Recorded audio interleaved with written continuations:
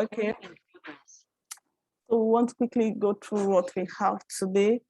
We want to look at the 1 year after. We want to look at 1 year after NSAs interrogating the Nigerian Watch database for facts and figure. I'll quickly want to share my screen again so that it will give us better understanding of what we are presenting today. The 1 year after, before the protest of the NSAs that came up on the 8th of October 2020, there has been, okay, 1 year after NSAs interrogating the Nigerian Watch database for facts and figure. Let's quickly go through the introduction of this presentation. Yeah. The NSAS protest was staged by Nigerian youths to put an end to the brutal killing by Nigerian police force. On Thursday, October 2020, there was nationwide protest on NSAS. It started after weeks of outrage and anger, with videos and pictures showing police brutality, harassment, and extortion. This presentation is targeted at presenting the facts and figures of SARS police brutality, which built up to the NSAS sentiment among the youths. The actual killing during the NSAS and a look at 1 year after the NSAS to see if there is a decline or increase of the brutal killing by the police. The objective of this research is we want to know what fatality figure led to the NSAS protests. We want to know how many people died during the NSAS protest. Has the NSAS protest lead to the decrease in number of deaths? I know this is one, these are the questions that so many Nigerians will want to hear. And we go into the research to find out if it is so. We want to look at objective 1, fatality figure that leads to the NSAS protest. Finding from 7th October 2019 to 7th October 2020 in interrogating Nigerian Watch data.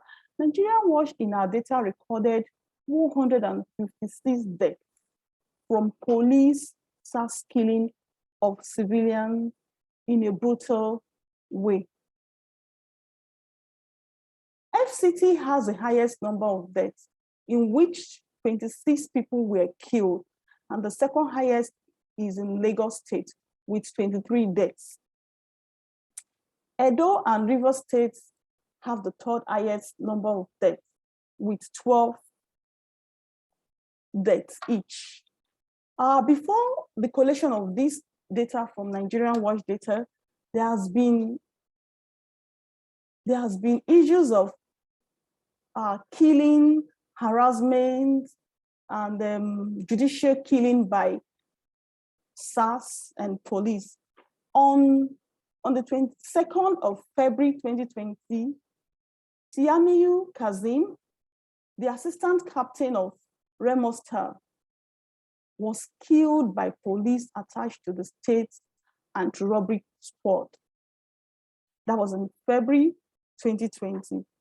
And his killing led to so many agitation in the state, in which the Inspector General of police then, Muhammad Adamu, disbanded satellite offices created under the Zonal Intervention Squad of the Special Anti-Robbery Squad nationwide. Adamu described this as an aberration, and it was gathered that the development was the fallout of Shagam unrest over the killing of this football star called Tiamiyu Kazim, aka Kaka. The protest kept going, and it was actually from this that so many youths were agitated. So it was the onset of the protest, the real NSAs protest for the 8th of October was building gradually. Then another thing also happened, another important incident also happened on the 25th of August 2020 in Iwo, Osun State. Ismaila, a 45-year-old businessman, was robbed and killed by operatives of Special Anti-Robbery Squad, SARS, in a hotel where he lodged. And this led to protests by people in the community. They were actually aiming to kill the policeman that killed Ismaila, the businessman. And also there were pockets of crisis. There were pockets of killings by SARS and police in some states in Nigeria. Not ending there, also in Osun State, on the 15th of September, 2020, a mobile phone repairer, Idris Ajibola, died in a car crash when he was being chased by a vehicle belonging to the Joint Task Force. The death led to protests by youths in the area. There has been deaths, pockets of deaths all around in Nigeria, and the Nigerian database has been recording these deaths in different places of the nation. Also in Rivers State was the death of a young man on the 20th of September 2020. A musician identified as Daniel Chibuke, aka Slick, was shot dead by police. The incident happened when the victim and his friend, known as Ruben, tried to run away when they sighted the Special Anti-Robbery Squad, SARS, advancing towards their direction. It's been known that in Nigeria, the sight of SARS operatives brings fear to youth. The sight of SARS operatives bring torment and kind of make youth wants to run away. Families in Nigeria have recorded, if not the immediate family, probably close families or friends have recorded, if not deaths, probably brutal way of that SARS have handled one of the family members, have handled the way they have unjustly killed people in detention. It was reported that there have been brutal killing, they have dehumanized so many civilians. There has been extrajudicial killings. There have been rape and even kidnapping in Nigeria. So these have been some of those things that Nigerians as citizens have had, the notion they have about SARS. And actually it's been bottling up for years.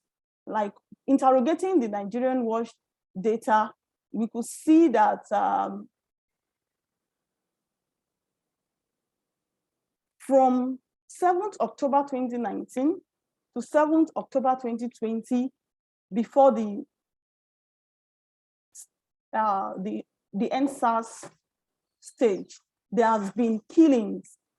And Nigerian Watch database have it that recorded 156 deaths from police and SARS killing of civilians in a brutal way. So this has been issues that has been piling up. These are issues that have been boiling and has been lingering in the heart of so many Nigerians, to see a way of putting an end to the brutal killing of innocent ones by police and SARS operatives. Though there has been so many schools of ideas and thoughts that the NSAS protest was staged and was sponsored by some bodies and some people, that there were money released both on Twitter, on the internet, and so many places, organization, even some religious body too. There has been issues that they receive support from all this organization.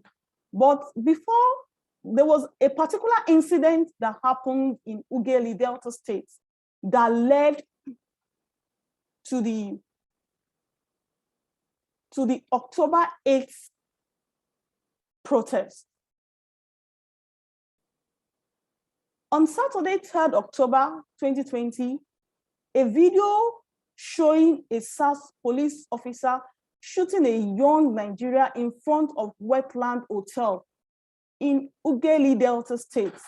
And after shooting him, his Lexus SUV was taken away by the SARS operatives.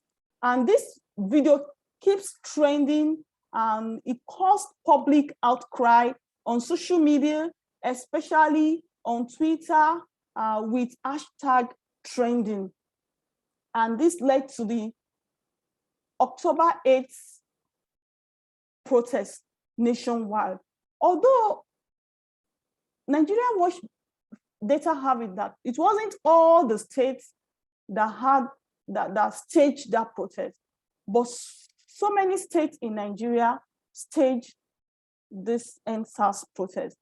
With this, we want to look at with the method. We want to look at with the second objective.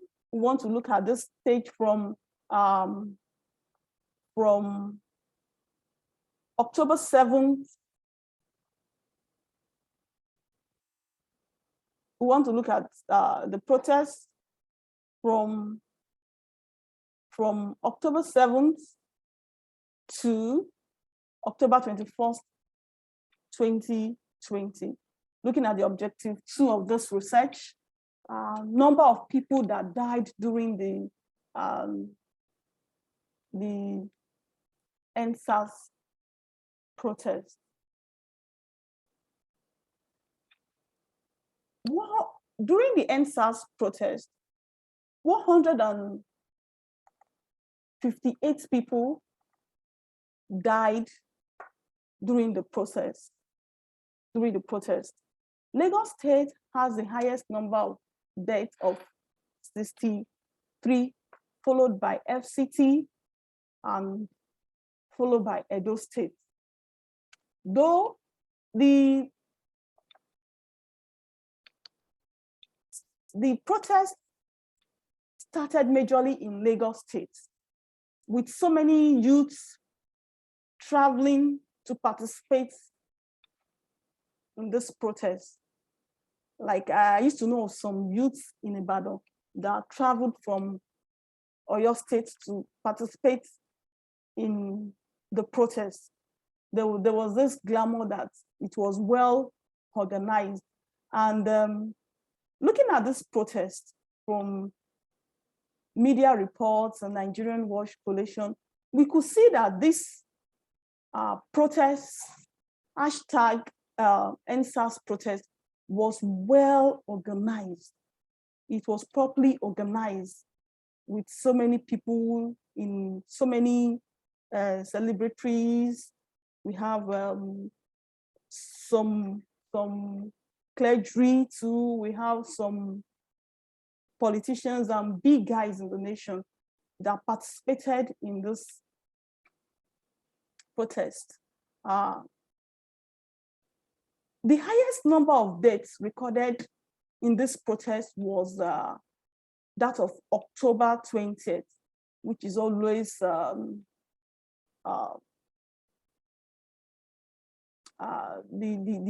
day that the youth were killed at Lagos toll gates. It has very high figure of 106 deaths nationwide. Interrogating the Nigerian Watch data, we could find out that looking at the killing by states, we discovered that Lagos State has the highest killing of 63 deaths, followed by FCT, followed by Edo State. We also have pockets of deaths in some states like Kano, Rivers, Delta State, Ogun State, Ondo, Oyo, Abia, Ebonyi, and the like. Also further digging deep into the deaths, looking at the number of deaths from NSAs protest, looking at it from each day the protest started. On the 8th, that happens to be the day the protest started in Nigeria, recorded a death. Like, it's been a peaceful demonstration. All along, it's been peaceful demonstration. Like the protesters have said, all they just wanted was just to end SARS, just put an end to SARS, put an end to brutality, put an end to the killing, unjust killing, extrajudicial killing, kidnapping, and the like from NSAS. So it's been a peaceful protest all along. On the 9th, there was no deaths. Like, it's peaceful. The protesters were carrying their placard, protesting along. And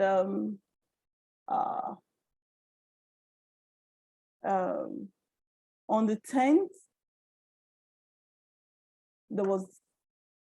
a death was recorded. On the 11th, 4 deaths. On the 12th, it's been fluctuating, nationwide, been fluctuating, 3 deaths. On the 15th, it was reduced to 1. 16th, 8 deaths. 17th, 8 deaths. 18th, 1 death. And the hike was so high, the people were still seeing what was going on in the society. People were really coming out in masses to join the protest. In the course of those protests, it was recorded too that there were deaths by road accidents, by people tending to come to join the protest from part of the nation, because it was believed that the protest was well organized and in some parts of the states, like in Lagos State. So on the 19th, there was 23 deaths, and the 20th happens to be the peak of it all. A day that Nigerian youth will never forget. It's been in the memory lane, and it will ever be there. We have 106 deaths. And after this, the following day, there were also some protests based on the killing of the youth at the toll gates. And we have like 3 deaths in this.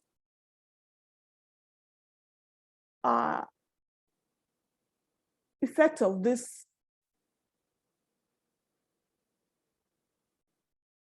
protest. This will take us to our objective 3. This objective 3 is number of deaths 1 year after the NSAS, the hashtag NSAS Protest. Interrogating Nigerian watch data, we have it that from 2nd October 2020 to 2nd October 2021, we have 142 deaths recorded after the NSAS protest. Still, the Lagos State recorded the highest, which is 28. Rivers State recorded 17 deaths, and Taraba, Oyo, and Anambra State recorded 11 deaths each. October recorded the highest number of deaths, followed by July. From Nigerian watch data, interacting with the data, we could see the trend of deaths by states and the number of deaths by states. After the NSAS, there are some states that record that now have more deaths compared to the first before the NSAS protest. Deaths caused by police in each month from October 22nd to October 2020 to October 22, 2021. In October 2020, more deaths were recorded as 62 people were killed during the month of October. In July, 19 deaths. In December 2020, 19 deaths. Comparing figures, fatality from October 7, 2019 to October 2020, we have 156 deaths. And fatality from October 2020 to October 2021, we have 142 deaths. The implication is that police brutality killing still festers. So it's been that it's still, the killing is still there. In the NSAS protest was actually significant as it brought about a little reduction, not a total reduction, in the brutality and killing by police objectives. Having it in mind that there were 5 major demands of these protesters, which includes compensations for family of those who died under police brutality. And apart from that, they also want government to release arrested protesters. And also, they're also fighting for the police force too. They want an increase in salaries, an allowance of police officers, an independent body to set up to investigate allegations of police misconduct and to prosecute this in those indicted. And this has been ongoing. Like recently, Lagos State published names of those people killed by police, and some other states too. Anambra State is still, the panel is still on, and other states who are still having this panel going on. But Lagos State just released the names of those people killed by police and so on. They also requested that there should be psychological evaluation of officers of the disbanded SARS before they are redeployed into other units of the police. A quick look at aftermath of the NSAS protest. The aftermath of the NSAS protest led to COVID-19 palliative looting. This happened, in most states that there were COVID-19 palliatives that even citizens don't even know it's there. There were people going around, hoodlums are going around to loot this palliative, and people were really going to scramble for this palliative. And in the course of this, going around to scramble for palliative, so many people were stampeded, and there were deaths also from this. So from these palliatives. And apart from COVID-19 palliative looting, there was this jailbreak in some states. Like it started from Edo State, even till date, there has been jailbreak, and some inmates have been free. Of recent, we have the record of Abolongo prison in Oyo that was break, and other states, even in Kogi State. It was aftermath of this NSAs protest that I think the violence in the civilians, violence in the protester led to just releasing of prisoners around. That of Edo, it was recorded that some of those inmates that were released went back to kill some innocent citizens, and there was high level of robbery and kidnapping also in Edo State. This was also recorded too. And now, apart from jailbreak in some states, there was also burning of police posts and stations. These the Easterners experienced this a lot. It was also some political issue in which IPOB were major culprits of this police burning and the post burning. I could remember quite well that there's a police post very close to us here that was also raised down during this protest of NSAS. I want to believe that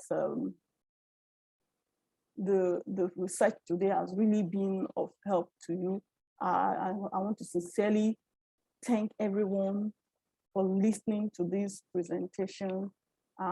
It's now open for comments and contribution, reaction. I want to say thank you all for listening. I want to look forward to your contribution. Thank you, thank you, thank you.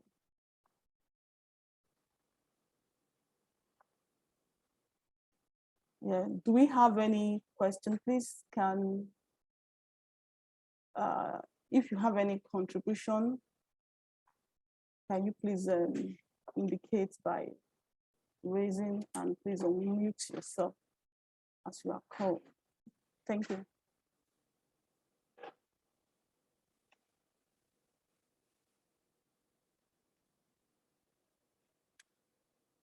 Thank you. Any question? Can you please? Yeah. Victor. I think Dr. Helen Oga is asking a question about how you got the data of the deaths. Yeah. Yes, thank you, Dr. Ellen. Like before we started this research part 2, I did a short video to show the methodology of Nigerian Watch database. We can do better by contacting Nigerian Watch, and if you really need the details of this, we can send to you. You can write to the coordinator, and we'll do that. We have it in our data. You can go online, you can search and see what we have. Then if you still want more, you can contact the coordinator for more. Thank you. Yeah, hello. I would like to come in here. Helen, that's a nice question you asked. My name is Vitus, and I'm the coordinator of the program. So what Nigeria Watch is all about is an online database that has a comprehensive data set on legal violence in Nigeria. So we collect the data on daily basis, archive it for people like you may be interested in using it for researches. The validity and the consistency of those databases for us is very, very important. And that's the reason why we had to consider the regional aspect of the selection, because if you really have to cover the entire country, it means that you have to take into consideration all the regions. So on a daily basis, we get delivery of 10 newspapers. 10 newspapers selected from all the regions in Nigeria. 10 newspapers that are widespread. So we analyze them, we extract the important, relevant information from the web sources, we archive them into the database. And then from time to time, we try to update those data in case there may be changes in the information we have at our disposal.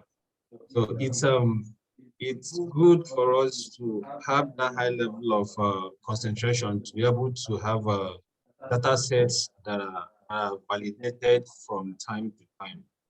So if you want to engage yourself in researches and anything on legal violence in Nigeria, including car accidents.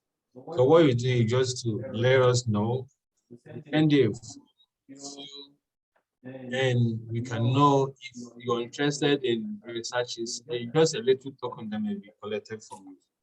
But if you're not really that disposed to any payment, there are some other ways that we can see help, maybe by asking for help, or we'll see how we can send you just little amounts of data. If it really involves institutions or postgraduate studies, you may have to pay a little money for it by just asking for the login details. When it comes to the data set, we try our best to make sure that it's relevant to the entire site. Thank you. Thank you. Thank you, Mr. Vitus Ukoji. Yes, I want to believe your question is answered, Helen. Yeah, thank you. Do we also have another question, please? You can raise up your hand and you can just indicate on the screen and you'll be called. Yeah, or you will mute yourself and ask the question. Yeah, thank you. Or do you have any comments about today's presentation? Open.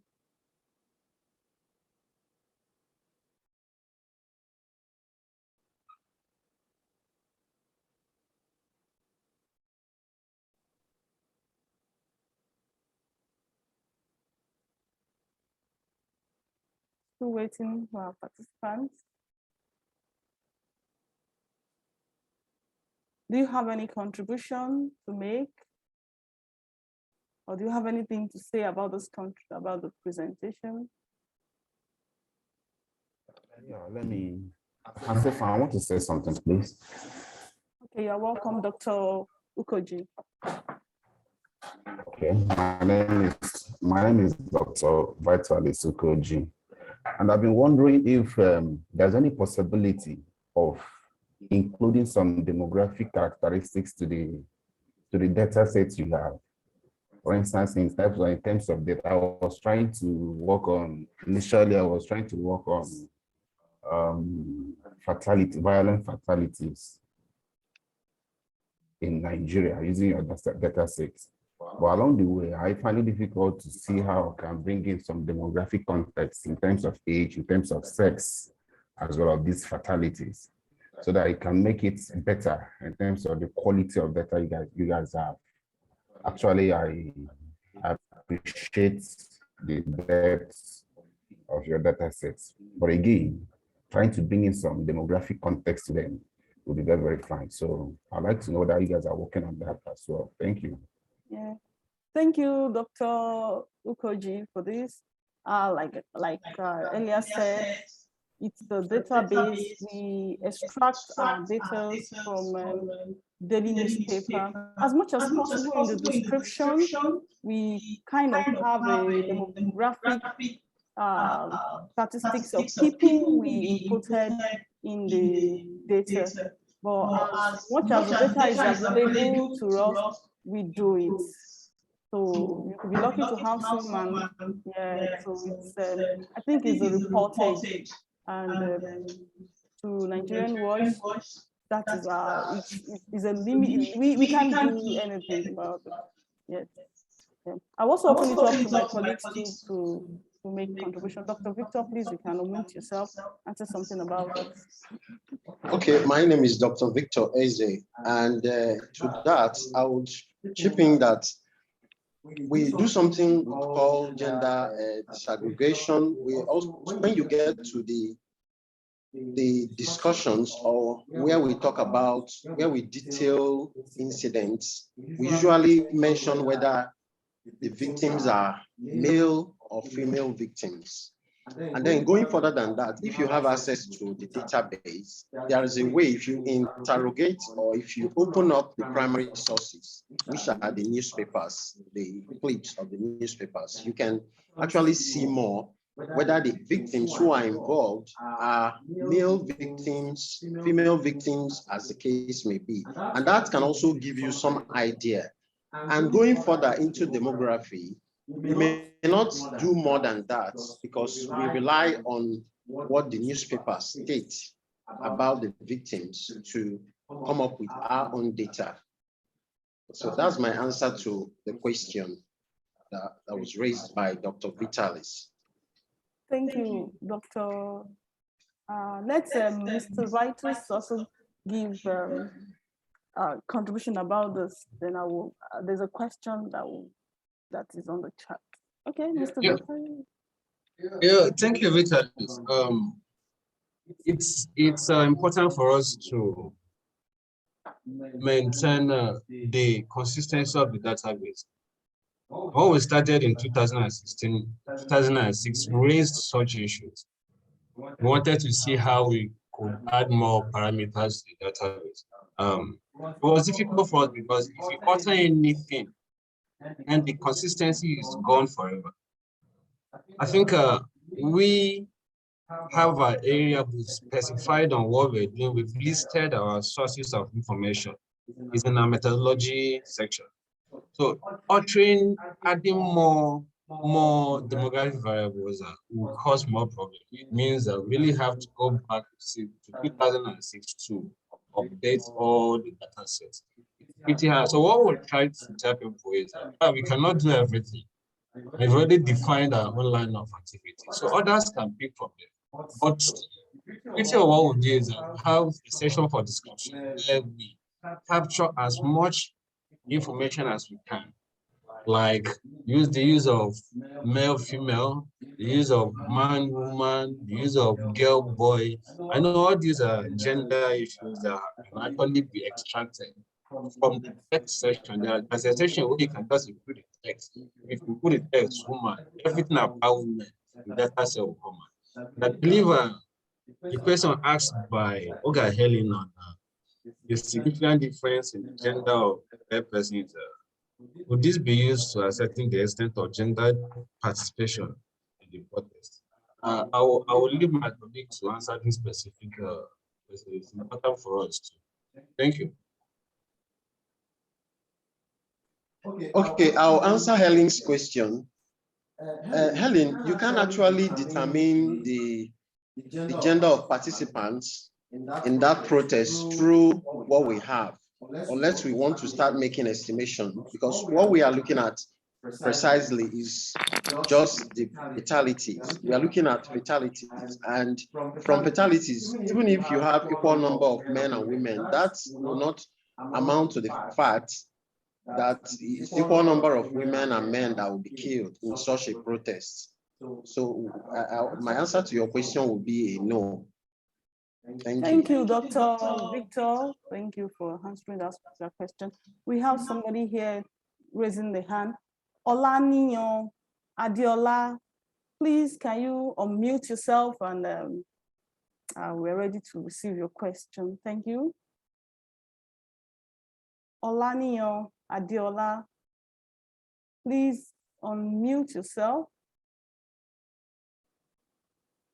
and ask the question you want to ask. Yeah, thank you very much, Ma. You're welcome. My question price is simple. So I want to leave the area of demography,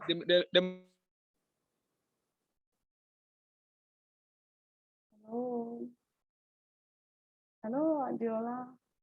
Oh, this is Nigeria. demographic aspect of the.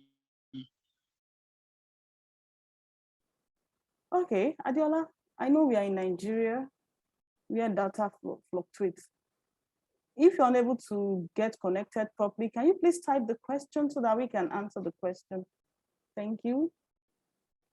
Of the issue and look into the then do we.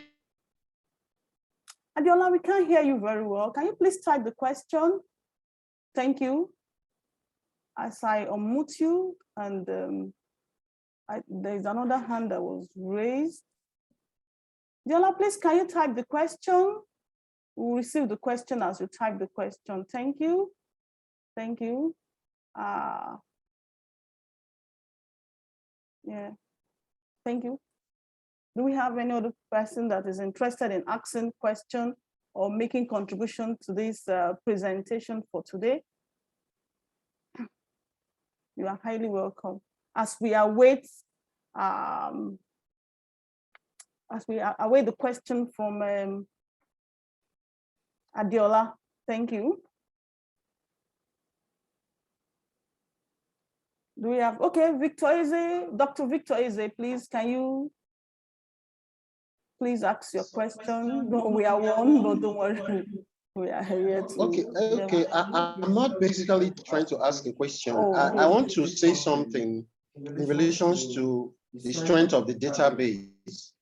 The database acts as an early warning system, and that can be seen significantly from the fact of our being able to have presented the number of deaths or presented the fact that there was fatality at the Lagos protest, the NSAs protest that actually happened at the Lagos toll gate. 1 year before the panel in Lagos came up with the fact that a number of people died and mentioned their names, and even said that a couple of corpses were still left in several hospitals all over Lagos. So the uniqueness of the database points to that fact and tries to highlight the fact that sometimes, sometimes in the reportage or sometimes in the government circle, we tend to have this effort to kind of mitigate the reportage of deaths or the politics of reducing the number of deaths and all that. Our database, this database tries to be very objective and highlight that fact, state it openly, and bring out the figures and facts. I'm just trying to hint at that so that listeners and other scholars who are here would understand the importance and the early warning which the Nigeria Watch database serves as. Thank you. Thank you, Dr. Eze Victor. We're grateful for this. Adiola, I can see your question here. And the question is the NSAS protest a successful one? What a big question. That's the question that is open to the public, to everyone. But interrogating the Nigerian Watch database, we are very careful. We are trying to look at the fatality during this protest. We don't have the parameter to measure the success based on what the media has said, the media figure, if it's a success or what. We're looking at the trend, the fatality, and deaths caused by the SARS during the NSAS protest and after the protest. From Nigerian data, we could see that the reduction was not significant. Though there has been disbandment of SARS and other things have been in place, but still the police killing is there. Thank you. I'll also open it up to my colleagues too, if they have one or two things to say, like, let me call Vitus Sukoji to say something about this. Yes. Vitus, please, you are welcome. Yeah, thank you. One of my friends said that the difference between SARS and what we have now is just change of name, but that the attitude, the orientation remains the same. The question is, can we dispute that statement? For me, I can't. Personally, I can't, because one, if you want to reform the school things, you need to start with reorienting them. The orientation has to change. Now, their training has to change. So from the evidence we have in our database, there may just be little insignificant number of fatalities reported before the NSAs started and then after the NSAs started. So I think the question as to whether it was successful or not remains to be debated. But for me, it doesn't make any difference. Secondly, somebody asked the question on the integrity of data, whether they can rely on a data set for educational purposes.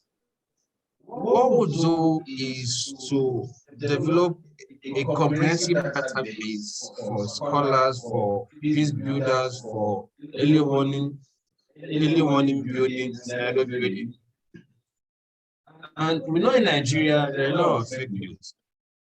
But to beat the incidents, maybe that may cause doubt to what we have in our database, we listed the sources of materials, and the sources are well known. You know, in Africa, Nigerian media is one of the most developed in Africa. But we can't say that they are perfect. But if we really want to look at the trend of violence, which is the most important thing we do, you get that from our database. It may not be perfect, but that consistency is always there. Then it's an open source. You can go online, you check, confirm. So the validity has not only come into question because we try to validate whatever we make calls, make contacts to validate the places, the people involved, and then we capture every detail as reported. So the question is, the answer to your question is, it can be used for referencing, it can be validated, it can actually serve as integrity, it can serve as an instrument in any educational engagement. Yeah, thank you, Mr. Vitus. I'll quickly call on Dr. Victor Eze. Yeah, he has something to say about this. Okay, I still want to talk about the success, whether the NSAS protest was a success or not. If you take it from the angle of the organizers, what they wanted to achieve, they wanted to create an awareness, not just a national awareness, but a global awareness, and they succeeded in that. If you're taking it from the angle of awareness, they succeeded. And then nobody goes into protests to be mowed down or to be brutalized or to be killed. But protesters usually know that all over the world, law enforcement agents can come after them. And people that died, we are not trying to say that they are some sort of scapegoats who scapegoat themselves so that the protest will be successful. But I think I know from what the Lagos state government has done by trying to come up with a comprehensive report that is without some sort of bias, in the sense that normally what we have is you have a government that wants to shroud things like that in secrecy and wouldn't want it to see the light of the day. But now we have a panel in Lagos that has come up with something. And then in several other states, we have panels that are trying to some sort of mollify and placate those who have suffered from the SARS and police brutality. So to that extent, you can see that you can say that there is some level of success. But from our own database, ours is to show you what has happened, give you the data, appropriate data. Then from the organizers' angle, they can determine whether they have registered some level of success. From the aspect of awareness creation, to me personally, I think they've succeeded because we have a global hashtag that is hashtag NSAS, and that's why we are here. That's what we are deliberating on, and that's why we have data to that effect. Thank you very much. Thank you, Fine Hope. Thank you for having this presentation cleared. To see your chat. Yes. Thank you. Do we have any other questions? Any other comments before we bring this presentation to an end? But before we leave, I wish to hear something from Dr. The Deputy Director, which is a person of Dr. Cyril. Do you have anything to say about this presentation? Please, can you unmute yourself? Cyril, are you there?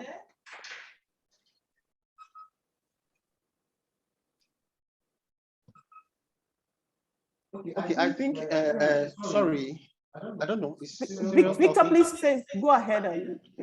Okay, Lanio Adeola Salim asked a question. Can we also admit that the protest is a justified one, looking into it, both from the perspective of the government agent and the youths who staged the protest? Well, Adeola, I'll come to that question with, you look at the data we presented, we talked about the build-up to the sentiments among the youths, which snowballed into the protest. The police brutality all over the world, the masses generally have some kind of, usually view police brutality as something very negative. It's dehumanizing. It makes a human being look less a human being. So nobody wants to get up from his house and hear the fact that police may maim him or her or kill a relation before the end of the day. So no, for every protest that has a reason, a justifiable reason, if you align this hashtag NSAs Protest, I think it's justifiable. It's justifiable for the youth to have engaged in it, because at a point in the last 1 year prior to the protest, it became some sort of commonplace for any youth who appears to be wearing a tattoo or what's it called, this kind of hairstyle, dreadlock, that kind of thing, was viewed or termed a Yahoo boy, or termed a fraudster, or termed a criminal. So it got to a point that it became very commonplace, and the youths couldn't stomach that again, and it led to the protest. So to me, you can't say that the protest is not justified, because if you allow such dehumanizing and brutal approach by the law enforcement agents, especially the police and the SARS, precisely the outlawed SARS, it will continue to be something that everybody feels very negative and bad about. So that's my own contribution to your question.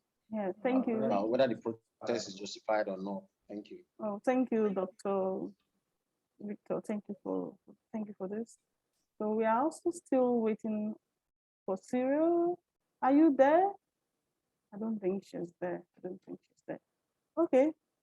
I want to say thank you all for your patience. Thank you all for listening. Thank you all for your contribution. I want to say a big thank you to IFRA-Nigeria Watch team for your contribution and for painstakingly extracting data from the newspaper for the use of academic research and humanities. I also want to thank IFRA-Nigeria for hosting this project. And in all of it, I want to thank Professor Makantua, the principal investigator, the brain behind this research. Thank you for your work. We look forward hosting you again the third Thursday of next month. We're going to have a presentation. Dr. Victor Eze will be anchoring our next presentation, which is coming up on the 16th of December 2021, and is looking at the separatist movements in the Southeast, causes, and trend of violence, please register by going to IFRA website to indicate your interest for the next presentation. Thank you so much. We will see again next month, 16th December 2021. Love you all.